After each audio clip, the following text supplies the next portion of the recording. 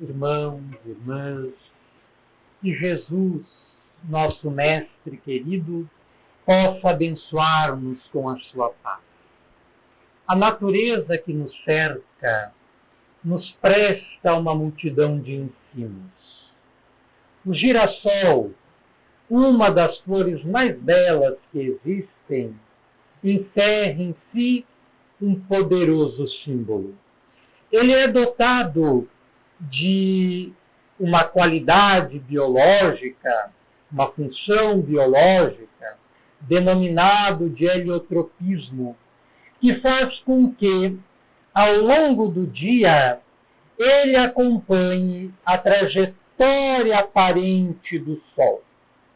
Da mesma forma que o girassol volta-se para a luz solar, bebendo-lhe a sua energia, a sua força, o seu calor, as suas propriedades, da mesma forma, o ser humano deve buscar a luz espiritual, deve buscar o sol divino, deve buscar o seu Criador.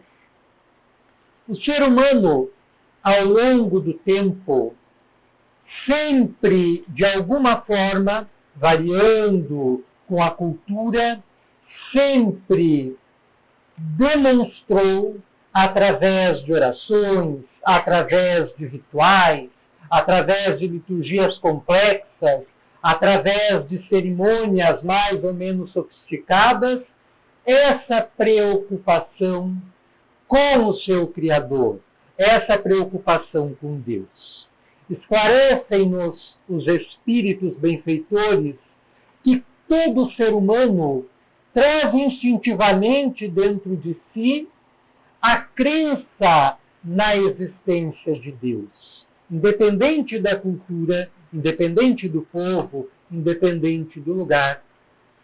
Isso explicaria o porquê de não existir, ao longo de toda a história, nenhum povo que não possuísse alguma forma, algum tipo de religiosidade, em função do ser humano trazer gravado em si uma ideia mais ou menos vaga de Deus, do Criador, e prestar-lhe de alguma forma culto, adoração.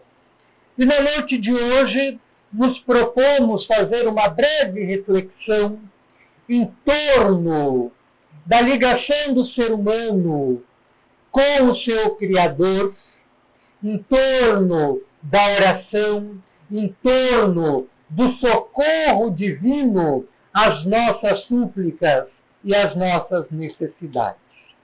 O apóstolo Paulo, numa de suas epístolas, escreveu o seguinte: em Deus existimos, em Deus vivemos, em Deus nos movemos. O espírito André Luiz, muito tempo depois, já no século XX, através da mediunidade do médium mineiro Francisco Cândido Xavier, escreveu algo muito semelhante, como que fazendo uma releitura da afirmação paulina, que o pensamento das criaturas se edifica, se ergue a partir do pensamento do Criador, de tal forma que todos os seres por Deus criados acham-se intimamente ligados a Ele. Por isso que não há ninguém que nos conheça melhor do que nosso Criador, do que a divindade, do que o divino psiquismo, nos conhecendo em profundidade. O nosso mais íntimo pensamento, o nosso mais íntimo segredo, Deus o conhece muito bem, porque o nosso pensamento se produz, segundo a afirmação do Espírito André Luiz, sobre o pensamento divino, que sustenta a realidade universal em todas as suas multifárias facetas. Então é indispensável que nos conscientizemos desta condição de íntima ligação entre a criatura e o Criador, entre nós e Deus, a fim de que possamos transformar nossa vida para melhor, conscientes, portanto, desta ligação íntima que inconscientemente mantemos com o nosso Pai, que mantemos com Deus. Allan Kardec, ao codificar a doutrina espírita, preocupou-se sobremaneira com a questão da oração, com a questão da prece, com a questão da cerimônia, das liturgias, das diversas formas de manifestar a adoração a Deus. Tanto que, no Livro dos Espíritos, que é obra por demais conhecida em nosso meio e que marca, inclusive, o surgimento da doutrina espírita na Terra, ele dedica todo um capítulo para tratar desta questão.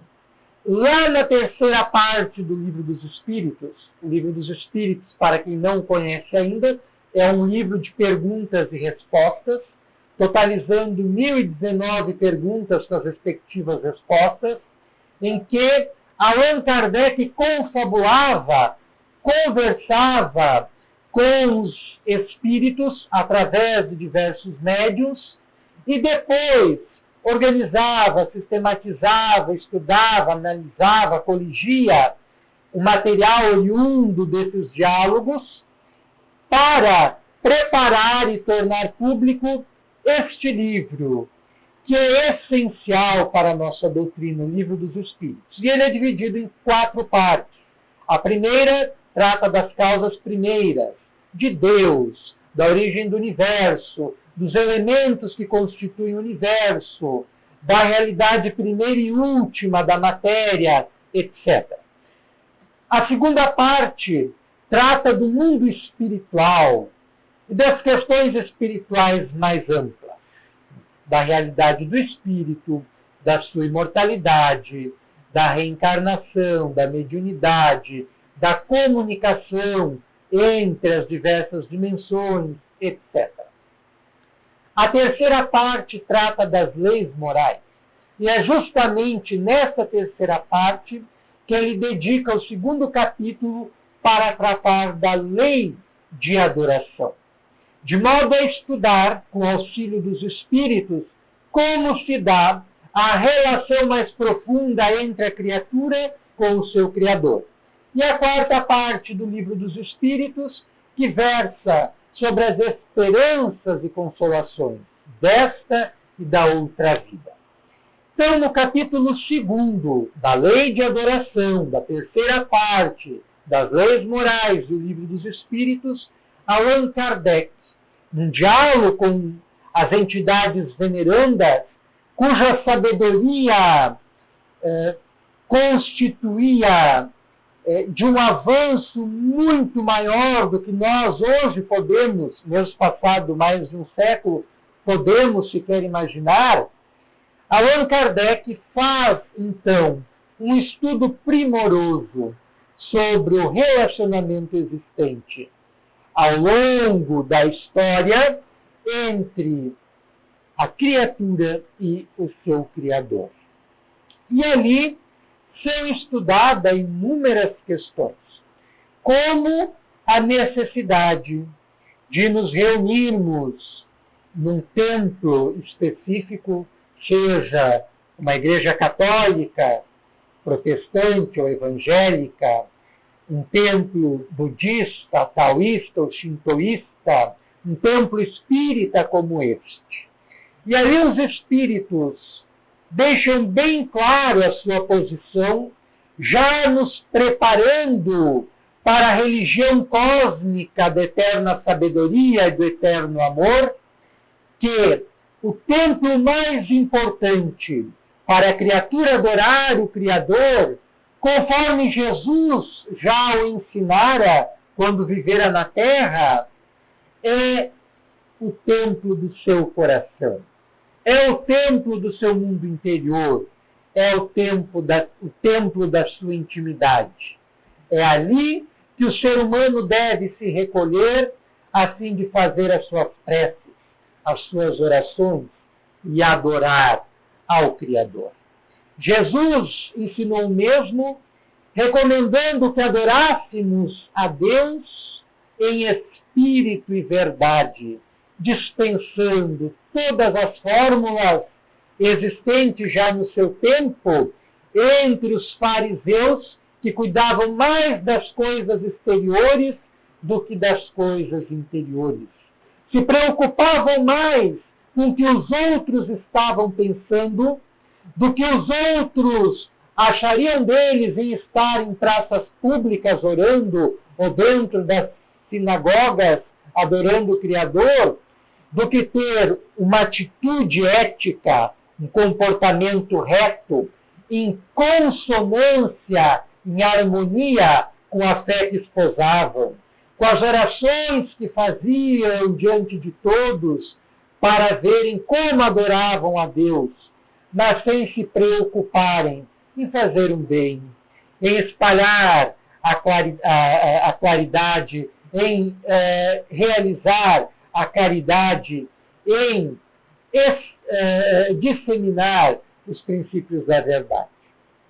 Jesus, quando se encontrava junto dos seus discípulos mais imediatos, e lhe questionaram quanto à questão da oração, Jesus propôs uma pequena parábola, contando-lhes o seguinte: que um fariseu havia adentrado numa sinagoga junto com um publicano, que era visto como pessoa de má vida, porque vivia de arrecadar impostos. E o fariseu orava assim, abertamente: Deus, eu sou uma pessoa muito boa e te agradeço por isso, porque não sou uma pessoa que comete toda sorte de erros, que está no atoleiro das paixões, que está perdido no mundo das ilusões. Eu não sou como aquele publicano que está perdido em seus pecados. Por isso, Senhor, eu te agradeço por ser uma pessoa boa, honrada, honesta, justa, e propalava aquilo aos quatro ventos.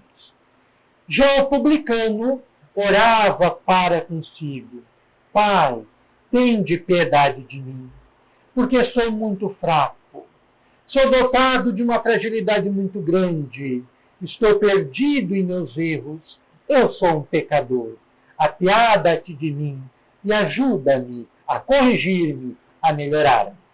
E Jesus, prontamente, servindo-se deste conto, esclareceu aos discípulos que lhe ouviam: pois eu vos digo que o publicano saiu dali com a sua prece ouvida, com sua súplica escutada pelo Pai que está no céu.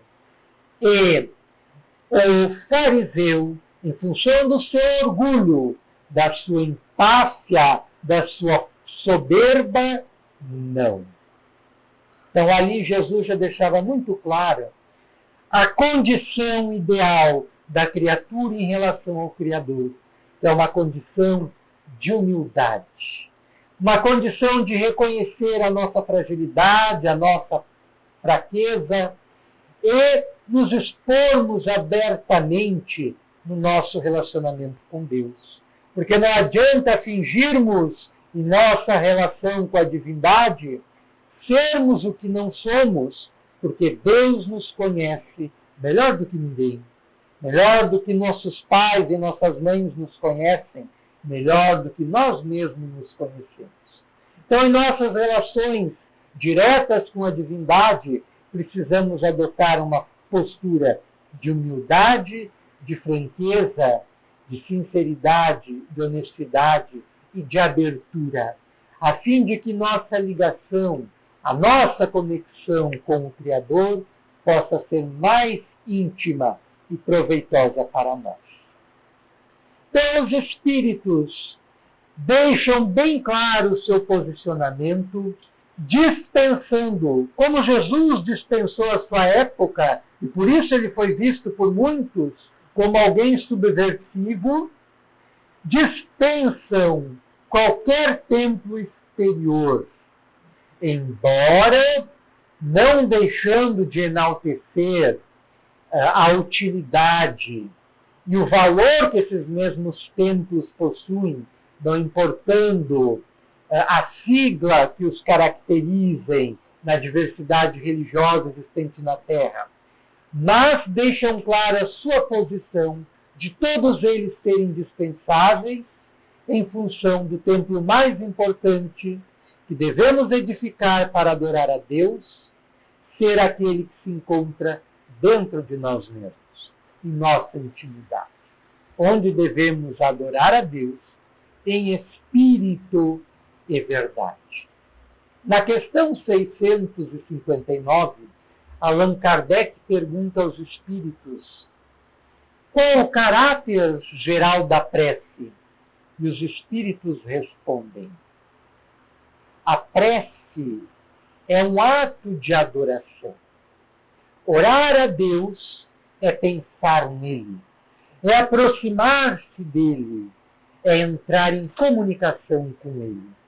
Há três coisas podemos nos propor através da prece: louvar, pedir e agradecer.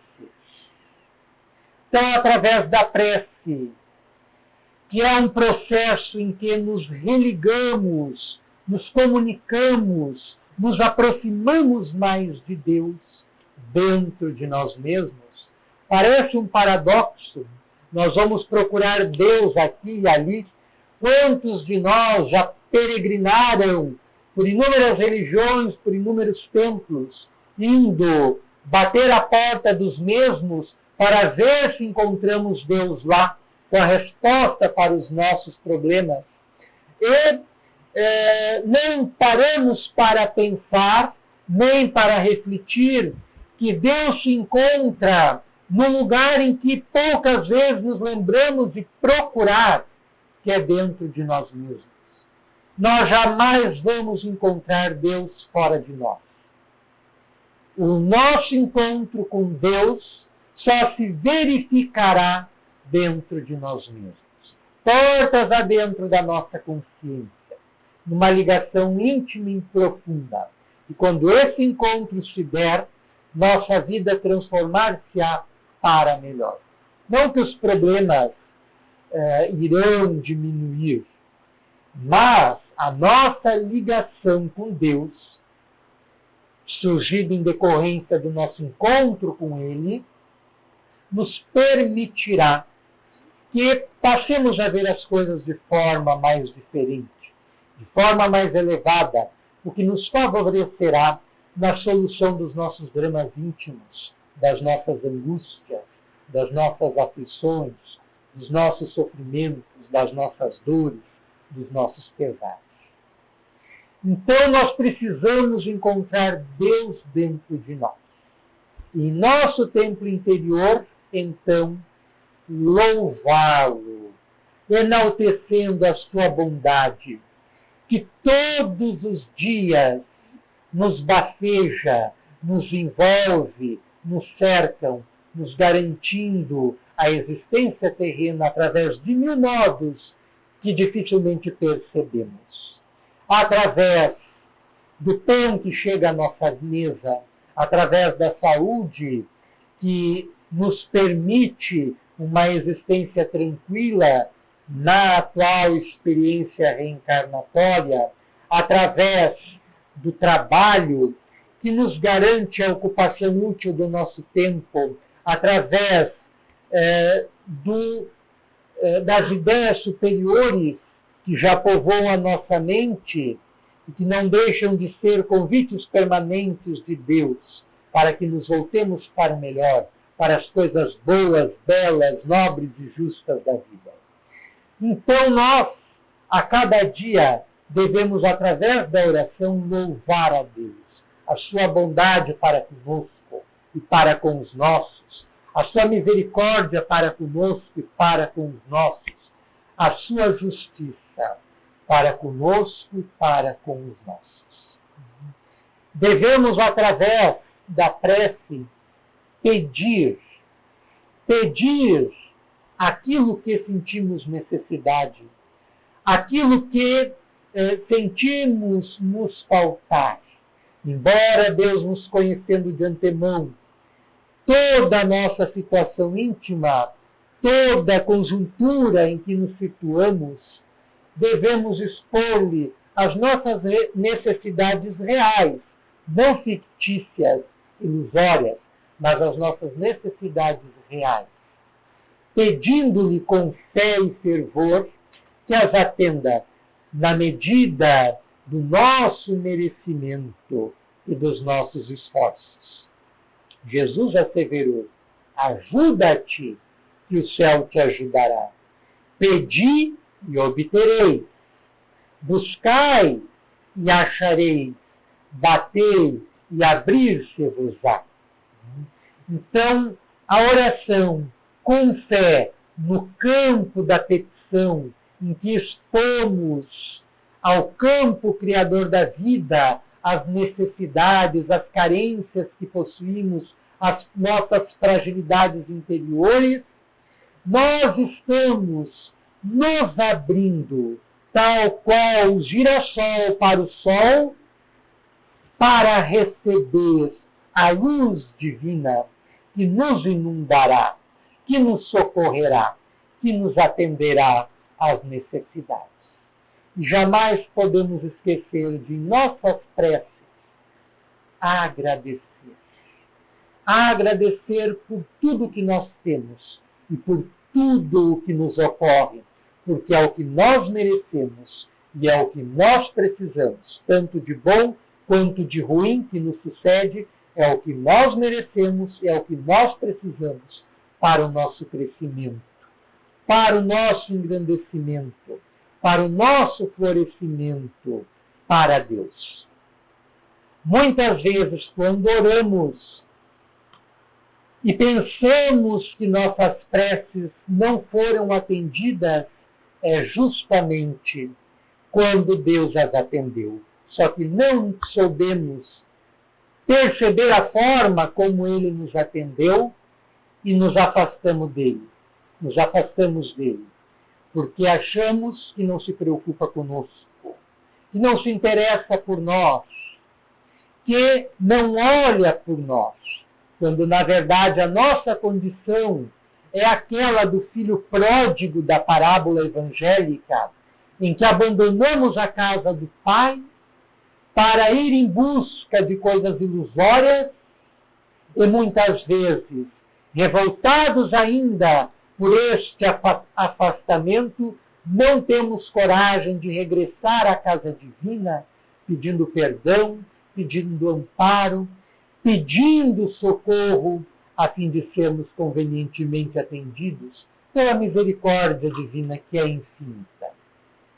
O espírito Neio Lúcio conta-nos, através de uma história muito interessante, através da mediunidade de Francisco Cândido Xavier, mediante a sua psicografia, uma história muito sugestiva, que ele intitula Socorro Divino.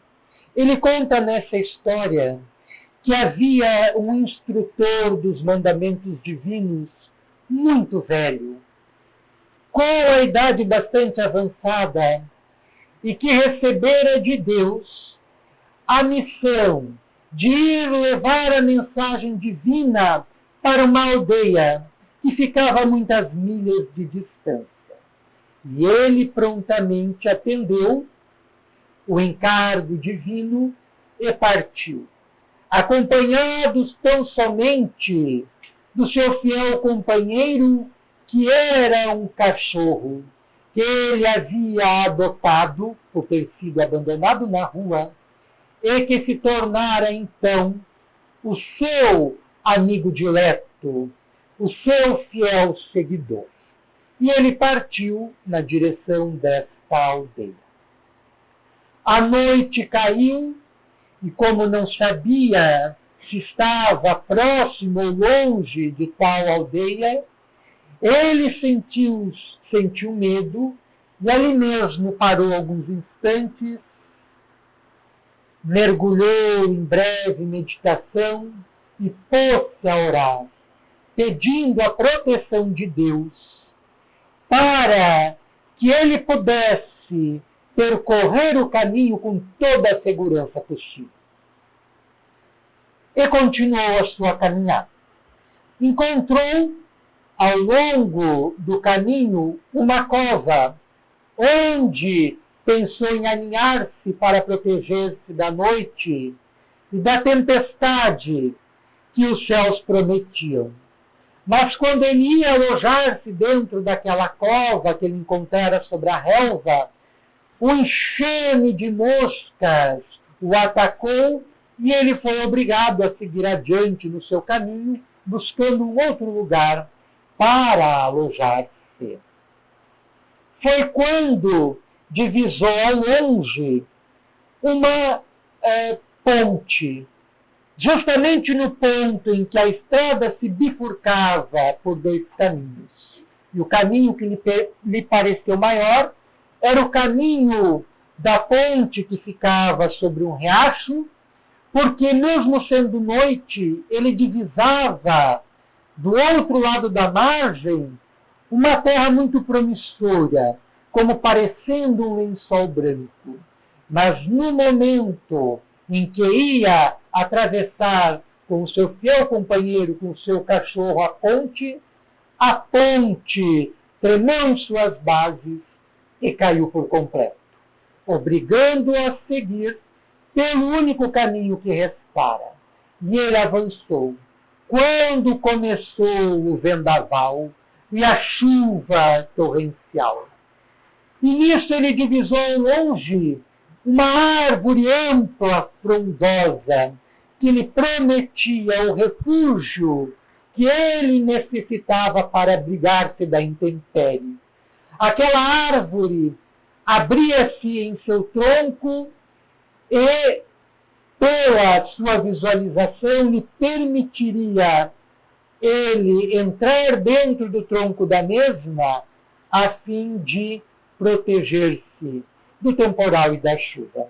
Mas antes de aproximar-se da árvore, o vendaval veio e a derrubou.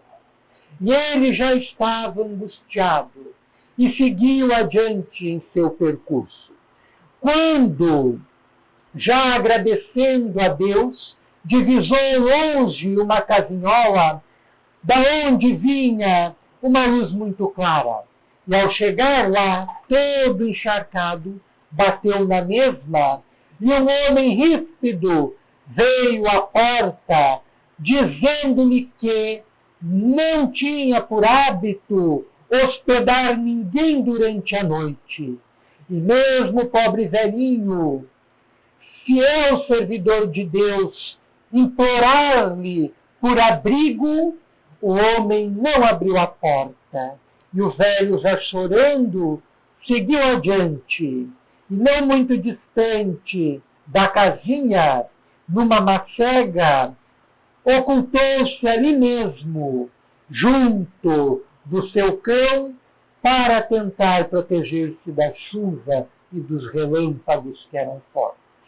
Mas como os relâmpagos eram cada vez mais frequentes e os trovões se avolumavam, o cachorro, assustado, disparou em debandada, uivando em desespero.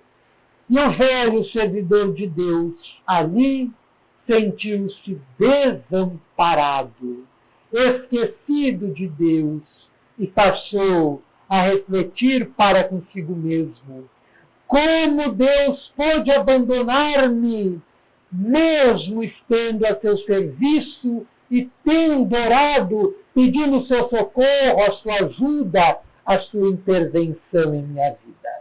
E acabou pegando no sono, naquela reflexão dolorida. em que ele se sentia abandonado pelo Criador, pelo Pai de todos nós. Foi quando ele divisou ao longe, ainda de madrugada, alguns alaridos que ele não conseguiu identificar em função da força e do barulho da chuva, das trovoadas. Quando amanheceu, a chuva já havia amainado, e ele então aproximou-se da casa a fim de inteirar-se acerca do que havia acontecido. Foi quando então alguns camponhos que eram vizinhos àquele homem que o atendera mal, lhe esclareceram que aquela casa, naquela noite, fora invadida por salteadores que a roubaram e mataram todos que estavam ali dentro. O homem insensível, a esposa e o filho mais velho. E naquele momento surgiu um clarão espiritual na mente do velho servidor de Deus. Naquele mesmo momento, ele agradeceu a Deus, porque viu no aparente abandono divino a proteção divina. Porque se o homem houvesse hospedado ele na sua casa, a sua sorte teria sido a mesma da dele. Estaria morto, teria desencarnado, de forma violenta, ultrajante, trágica mesmo. Se o seu cachorro houvesse ficado com ele, teria o entregado, porque acusaria a presença dos ladrões. Então, no afastamento do cão fiel, ele reconheceu também a bondade divina. E confabulando com os camponhos que ali estavam, os mesmos lhe esclareceram que a aldeia para onde ele rumava encontrava-se em sentido oposto e que ele deveria regressar algumas milhas a fim de retomar o caminho reto. Foi quando ele voltou novamente para o local da árvore que estava sepultada ao solo, derrubada pelo vento, de onde ele encontrou um menino. E o menino lhe esclareceu que naquela árvore os lobos costumavam fazê-la de covil, ocultando-se ali à noite para protegerem-se. E mais uma vez, o velho viu ali um sinal da proteção divina, que impediu-lhe que caísse nas garras de lobos ferozes, onde a sua vida teria tido cabo.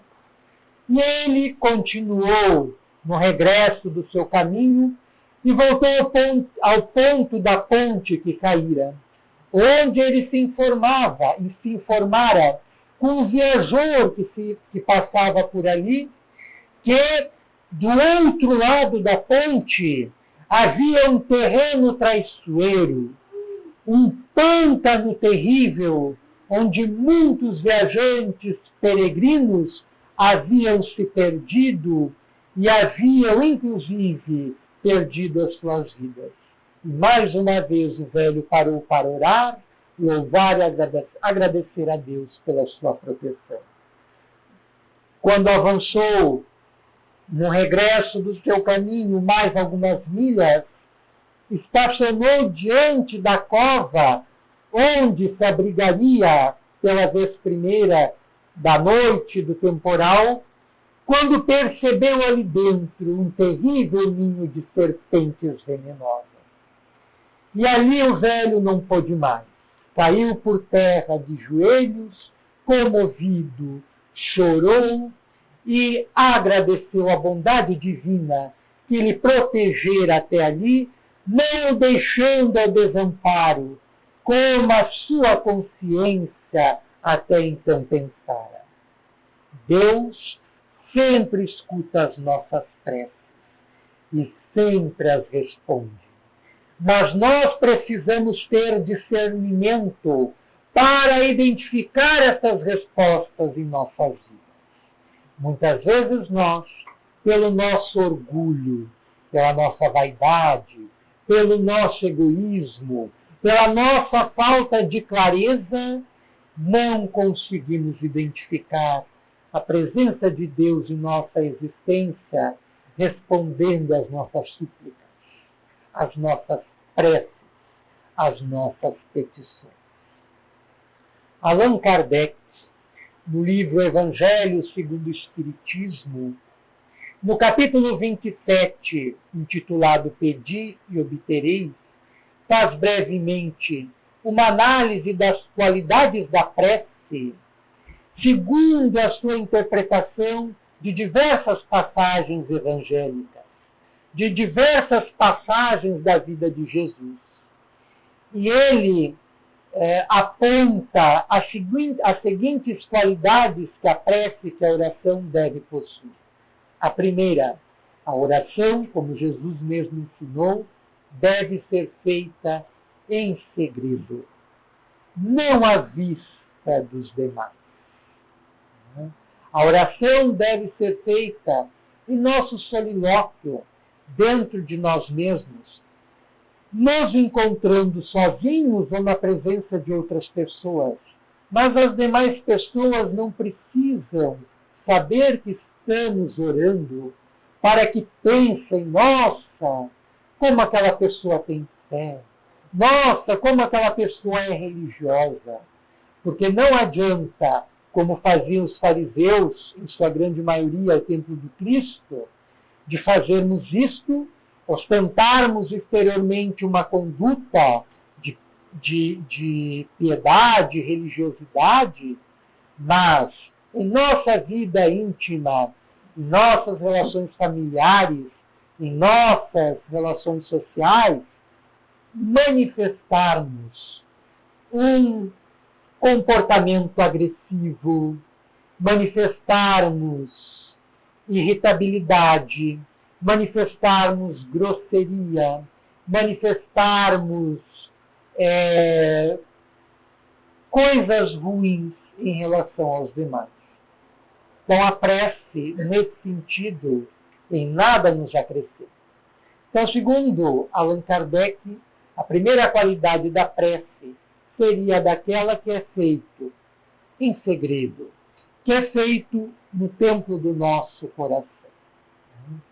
A segunda qualidade da prece seria aquela que não se caracteriza pela quantidade interminável de palavras, em que muitas vezes não passam de palavras que são maquinalmente repetidas, sem terem agregadas a elas nenhum sentido, nenhum valor, nenhum sentimento, e que, portanto, não possuem eficácia alguma.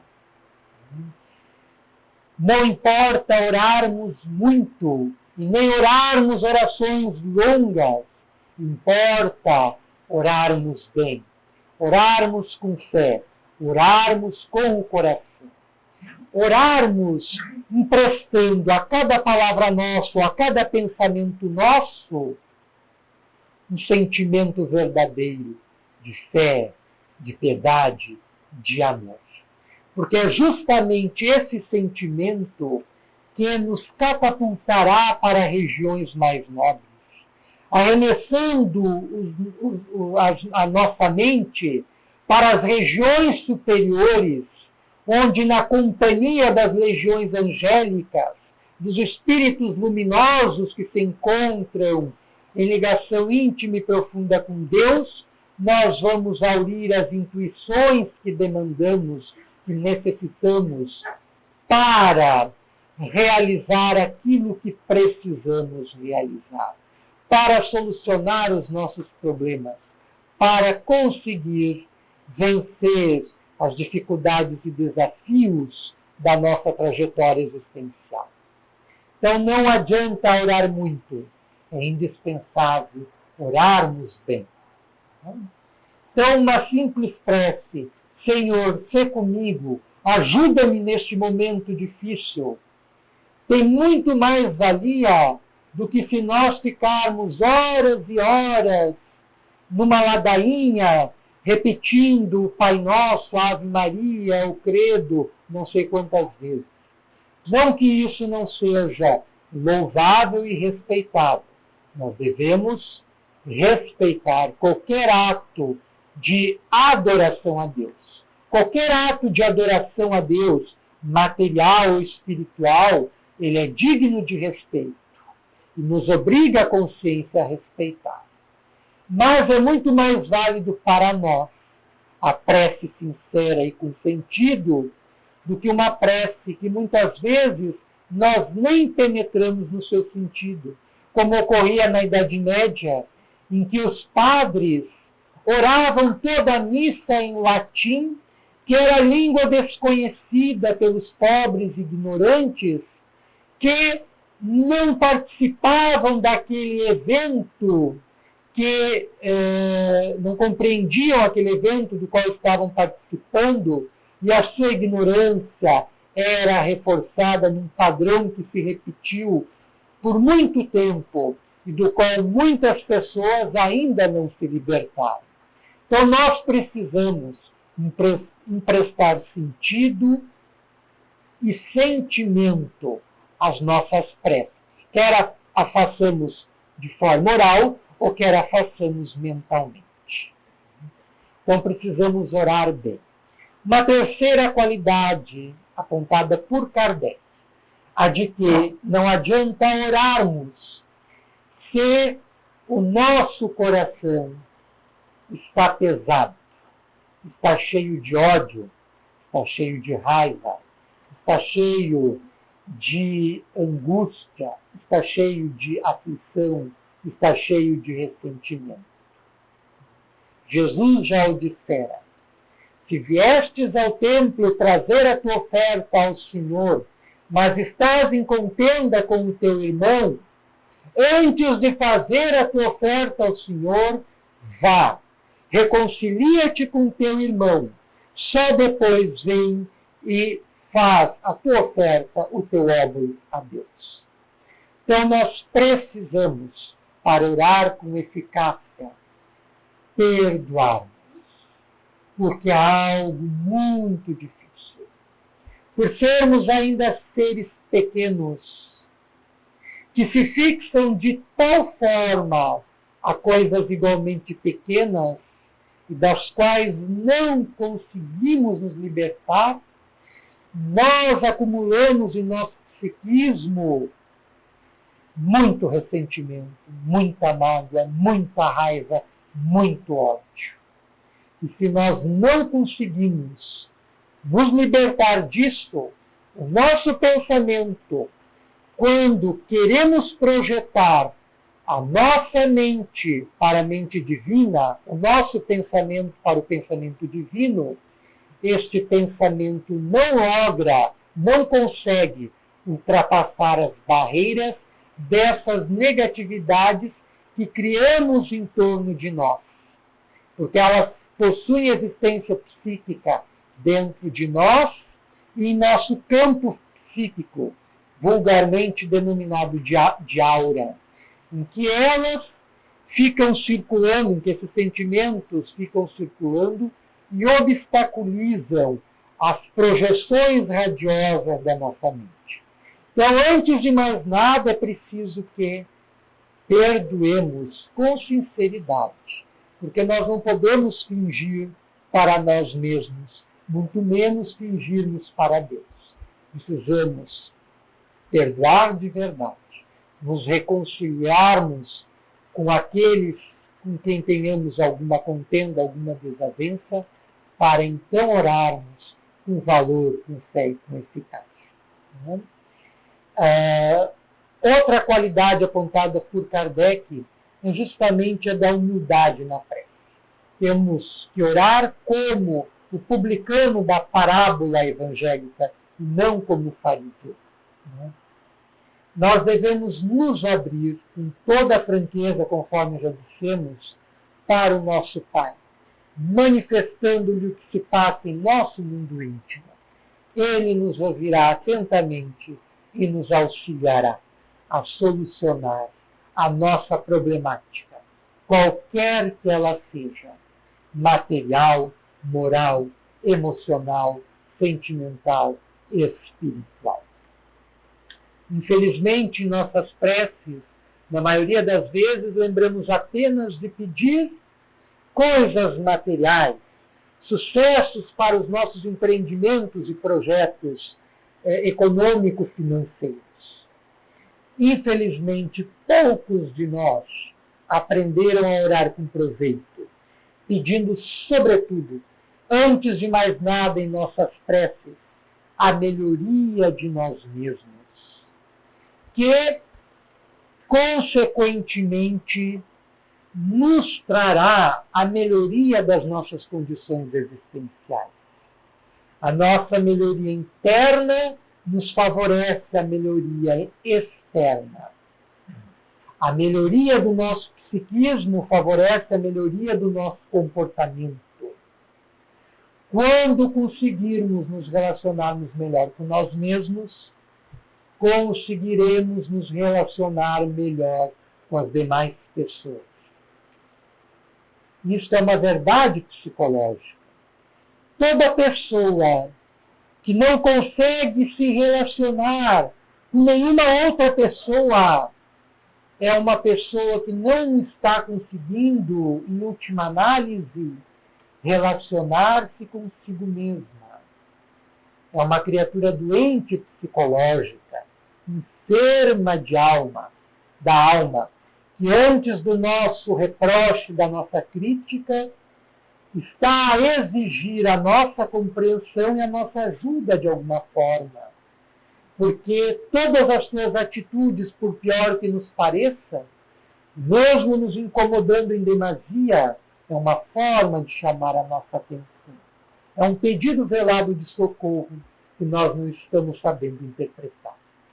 Então, Allan Kardec faz essa análise das qualidades da prece, que nós precisamos fazer para orar com propriedade. Finalizando, gostaríamos de ler um singelo soneto que intitulamos A Sublimidade da Prece.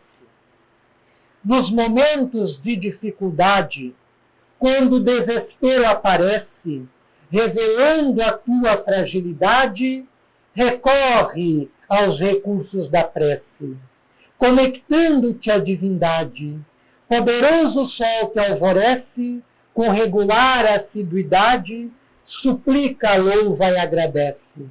A prece ergue todos os caídos, ajuda os que estão perdidos, afastando qualquer sobressalto. Luz que dissipa a escuridão, amparo, guarida, consolação, socorro certeiro do mais alto.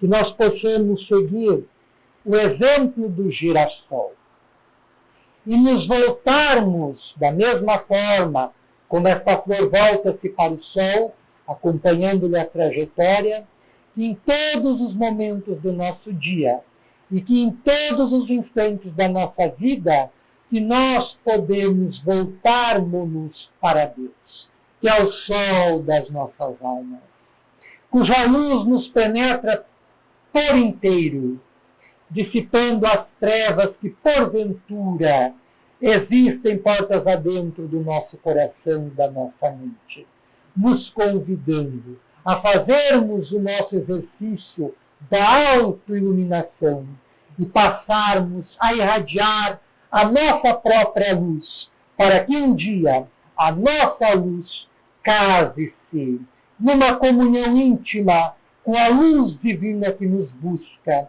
desde a nossa origem e que há de nos acompanhar até a nossa destinação.